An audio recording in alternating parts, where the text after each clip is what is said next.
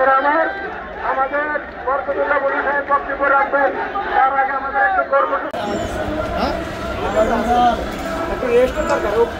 একটু নোয়াখালী এই ব্যায়ামগঞ্জ থেকে আইছি আর বিবেক নিয়ে আন্দোলন করার জন্য আইছি চলতেছে। আর সামনে আমাদের বিবেক যদি না দেয় তাইলে আমরা আমাদের প্রতিবন্ধী যদি বাইরে আছে তাদেরকে নিয়ে আমরা রাজপথে ইনশাআল্লাহ দাবি আদায় করে ছাড়বো, রাজপথে আসবো, একবার না হাজারবার আসবো। আমার একটাই লক্ষ্য, একটাই দাবি, আমাদের একটাই লক্ষ্য, একটাই দাবি, নোয়াখালী বিবেক চাই। আর আমরা বারবার ওই 10 দাবি 20 দাবি চাই না, আমাদের একটাই দাবি, নোয়াখালী বিবেক চাই। আসসালামু আলাইকুম ওয়া রাহমাতুল্লাহি ওয়া বারাকাতুহু। গত পরশু ব্যায়ামগঞ্জ যে আন্দোলনটা হয়েছে, এর আগে আমি ভিডিও বার্তার মধ্যে আমি পাইছি ফেসবুক পেজে অনেক লোকে ভিডিও ছাড়ছে নোয়াখালীর যে আমাদের আন্দোলন এমনি এমনি বিবেক নিয়ে আছে।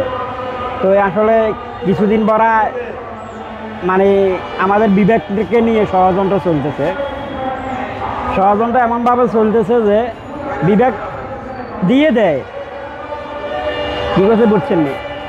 আসলে ভাগ্য আমাদের খারাপ না ওদের ভালো এটা বুঝতে পারতেছি না, কিন্তু দেখছি আমরা অনেকবার পাইছি।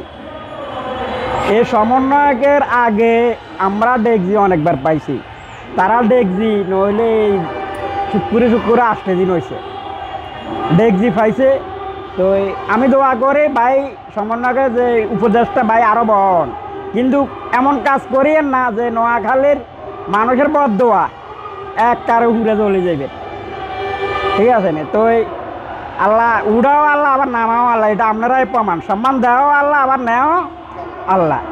তো মানুষের মনে কষ্ট দিলে তাইলে অথচ আপনারা সম্মান থেকে বঞ্চিত হবেন।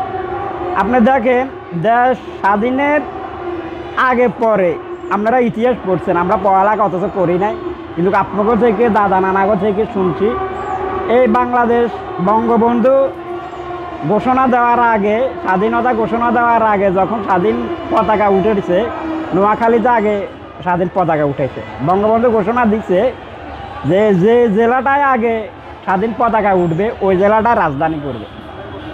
তো নোয়াখালীটা এক সাইডে পড়ে যাওয়ার কারণে তখনকার মালিক উকিল সহ বুদ্ধিজীবীরা সহ আরও দেশে যারা যুদ্ধ করছে তারা সহ বিভিন্ন 64 জেলার লোক সহ আমাদেরকে এই জেলা রাজধানী করে নাই, ঢাকাকে রাজধানী করছে। তো আমাদের এটাই দুঃখ না, কিন্তু এই অনুপাতে আমরা এটা দাবিদার।